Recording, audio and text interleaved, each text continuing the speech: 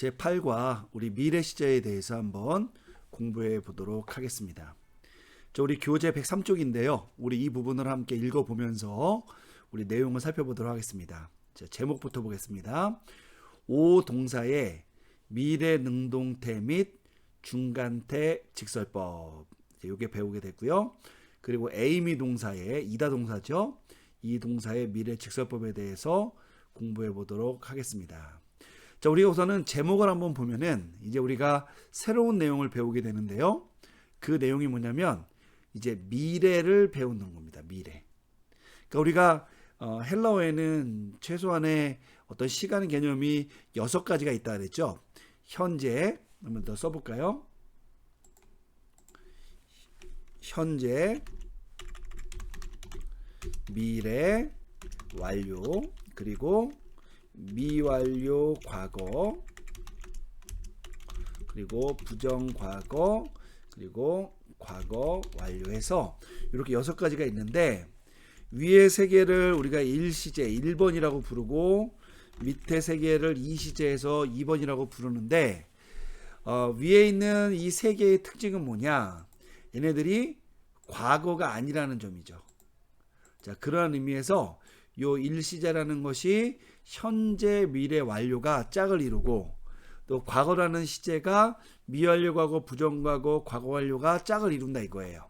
여러분 이거는 6가지의 시제 형태가 있는데 우리가 이제 그 중에서 어떤 개념을 분류해 놓은 거고 실제로는 우리가 이제 이 중에서 배운 거는 요 현재 시제 하나 배웠었죠. 지금까지는 현재 시제 하나 배웠고 이제 우리가 이 시간에 주안점을 두는 시제는 요 미래 시제가 되는 거예요.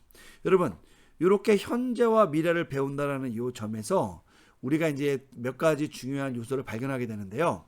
첫 번째는 뭐냐면 현재와 미래는 다른 시제라는 거예요. 완전히. 그래서 현재는 현재고 미래는 아직 발생하지 않은 장차 있을 미래의 사건을 나타내는 거예요. 그러니까 우리는 그냥 현재와 미래를 편하게 쓰잖아요. 물론 헬라어도 나중에 보면 알겠지만 편하게 만들어서 씁니다. 하지만 이 두 개는 완벽하게 구분이 되는 그런 시제라는 점에서 우리가 조금 주의를 해야 된다라는 거 여러분이 먼저 염두에 두시면 좋아요. 그런데 이것이 미래가 됐다고 해서 시간이 이제 예를 들면 우리가 동사를 따질 때에는 뭐와 뭐를 따져요. 그죠? 시간을 따지고 그리고 태를 따지고 법을 따지고 수와 인칭을 따지죠. 그래서 우리가 시는 우리 6가지 시제가 있고요.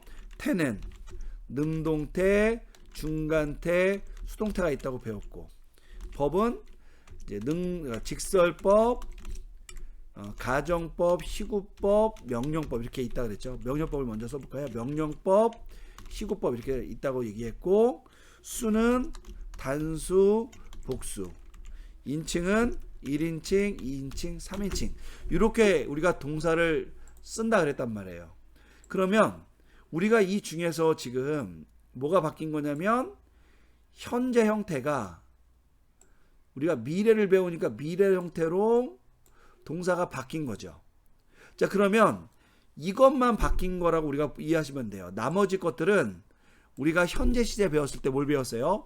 현재, 능중수, 직설법, 그죠? 이렇게 3개, 하나, 단복수, 1, 2, 3인칭 배웠잖아요.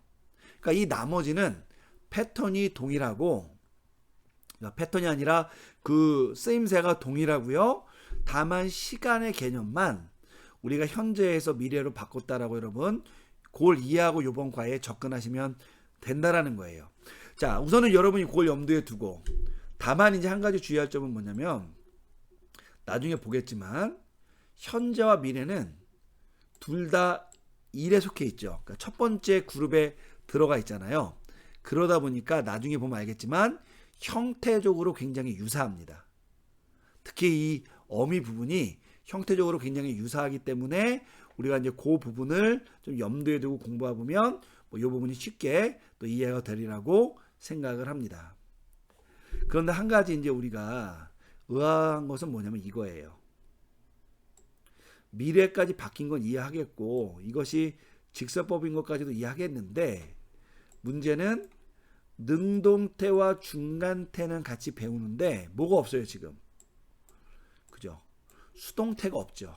우리가 현재에서는 이걸 따로따로 배웠어요. 능동태 따로 배우고 중간 수동태를 따로 배웠어요. 왜 그러냐면 개념도 새로 배워야 되고 형태도 새로 배워야 되기 때문에 이 부분을 우리가 원래 한꺼번에 배울 수도 있지만 제가 분리해서 여러분들에게 가르쳐 드렸는데 문제는 이 미래 같은 경우에는 능동태를 배우지만 중간태를 배우는데 지금 현재와 다르게 뭐가 없냐면 수동태가 없는 게 지금 특징이라 이거예요. 그럼 수동태는 어디 갔느냐? 여러분 이게 이제 질문 사안인데 여러분 미래 시제에서요 우리가 또 한 가지 주의해야 될 사항이 뭐냐면 미래는 능동태와 중간태는 어간을 같이 써요. 어미는 따로 씁니다. 능동태는 능동태 어미를 쓰고 중간태는 중간태 어미를 쓰지만 어간을 같이 쓴단 말이에요. 그런데 수동태 형태는 형태가 완전히 다르기 때문에 이 부분에서 따로 배우지 않는다라는 거예요. 이 말이 여러분 지금 기초문법을 공부하기 때문에 생소하게 들릴 수도 있지만 이것만 기억하시면 돼요. 미래 시제의 경우 능동태와 중간태는 동일한 형태의 어간을 쓰지만 수동태는 전혀 다른 어간을 쓰기 때문에 중간태와 수동태형이 구분이 된다. 반면 현재는 능동태, 중간태, 수동태가 다 동일한 어간에 현재 어간에다가 만들고 플러스 중간태와 수동태 형태의 어간 형태가 동일하다. 그래서 이 중간태와 수동태의 어미 형태가 동일하다. 그래서 우리가 그것을 같이 외우기까지 했다. 다만 미래에서는 그것이 적용되지 않는다. 여러분이 기억하시면 되는 겁니다. 그러니까 우리가 미래를 배울 때 시간이 현재에서 미래로 바뀌었다. 그렇지만 현재와 미래는 전부 다 1번에 속하는 그러니까 과거가 아닌 시제니까 모종의 연관성이 있다. 그럼에도 불구하고 어쨌든 미래는 미래니까 현재와 구분이 되고 특징적인 것 하나가 뭐냐면 능동태와 중간태는 같은 미래 어간에다 만들지만 수동태는 조금 다른 형식으로 만든다. 그래서 미래 중간태와 미래 수동태는 그 형태가 완전히 구분된다. 여러분 그렇게 우리가 염두에 두고 이 내용을 공부해 보면은 특별히 우리가 앞서 배웠던 현재 형태와 비교가 되면서 여러분이 이 미래에 대해서 조금 더 공부를 수월하게 할 수 있으리라고 생각이 됩니다. 그러나 이러한 큰 개념은 여러분이 지금 당장 이해하기가 어려울 수 있어요. 그래서 우리가 이 8.1에 나오는 이 내용 있죠? 여기부터 차근차근히 읽어가면서 우리 한번 내용을 살펴보도록 하겠습니다. 8.1 5동사의 미래 능동태 직설법 먼저 살펴보도록 하겠습니다. 이 경우에는 이제 능동태만 한번 살펴보는 겁니다. 1번 미래는 아직 발생하지 않은 시간을 표현하는데 사용이 된다.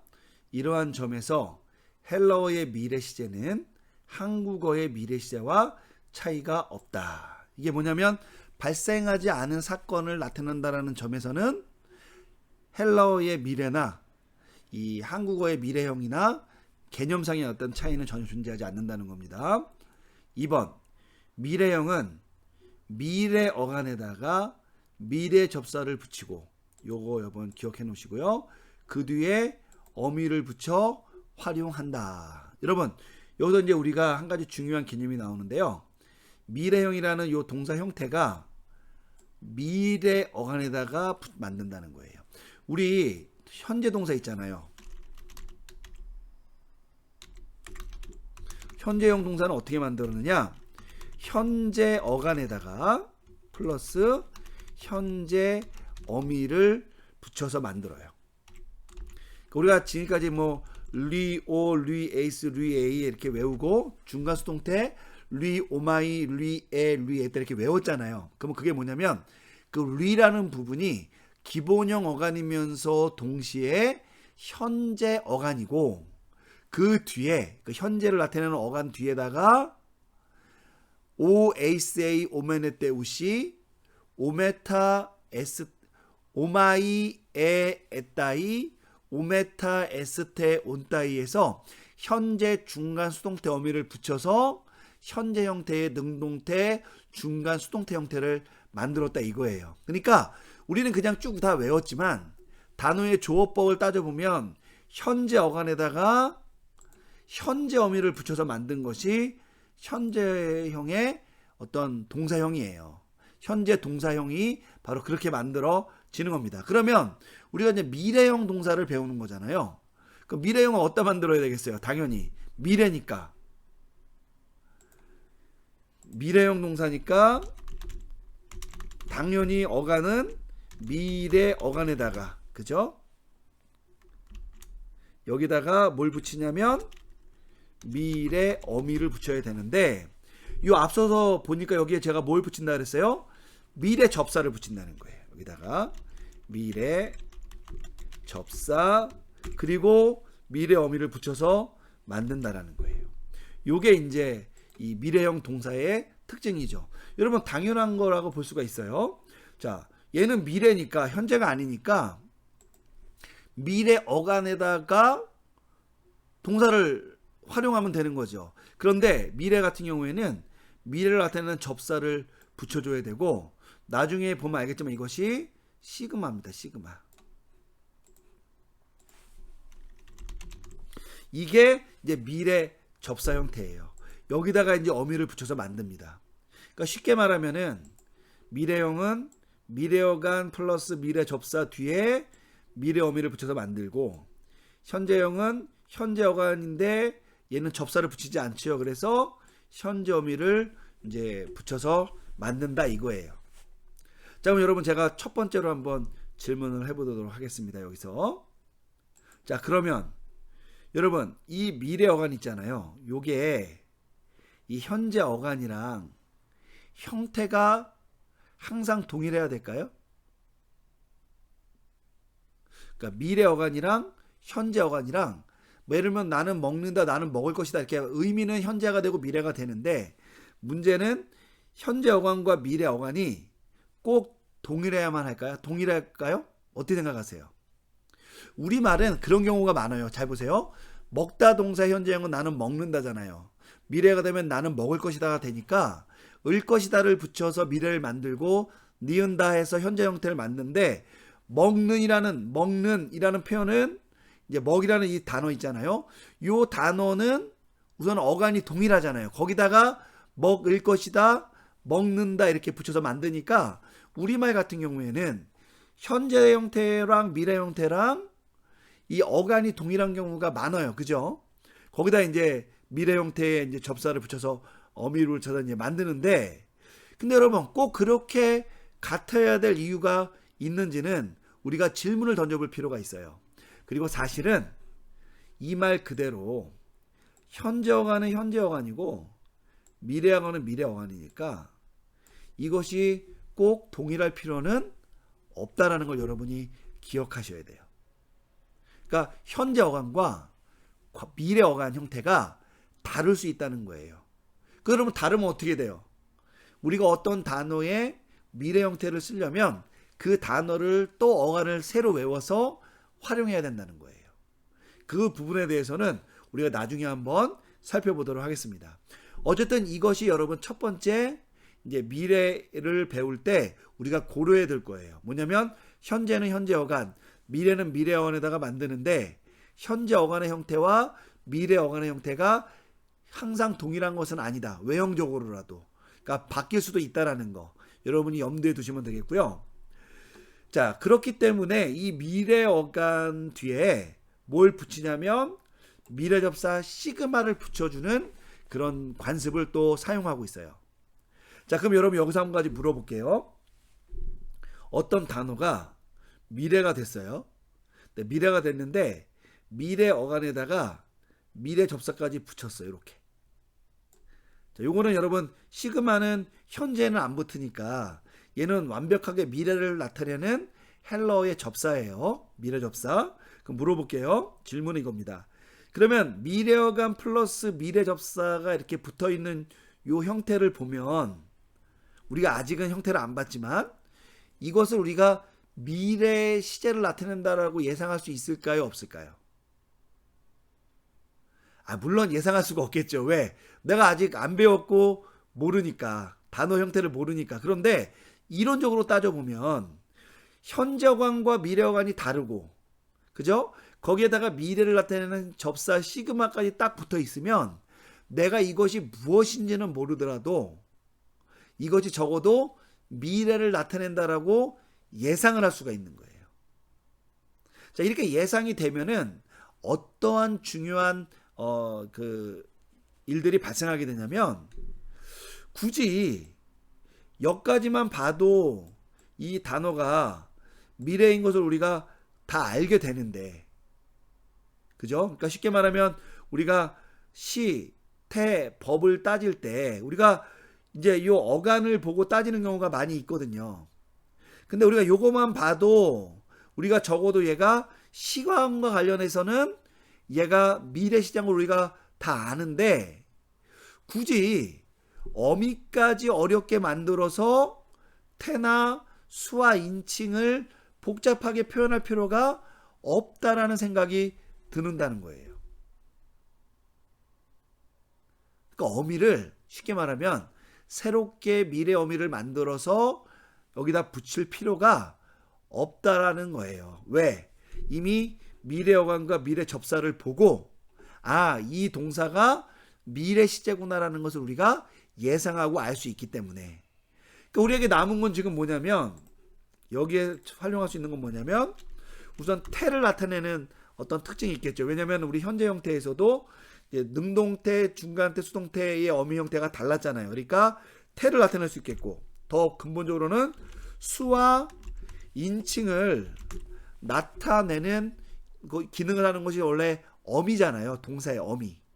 그러니까 이거를 굳이 새롭게 만들어서 이 미래형 동사를 이렇게 복잡하게 만들 필요가 없다고 느끼기 때문에 어떻게 하냐면 어차피 여기까지가 미래니까 같은 1번에 속해져 있는, 여러분, 그러니까 우리가 지금 미래를 하고 있잖아요.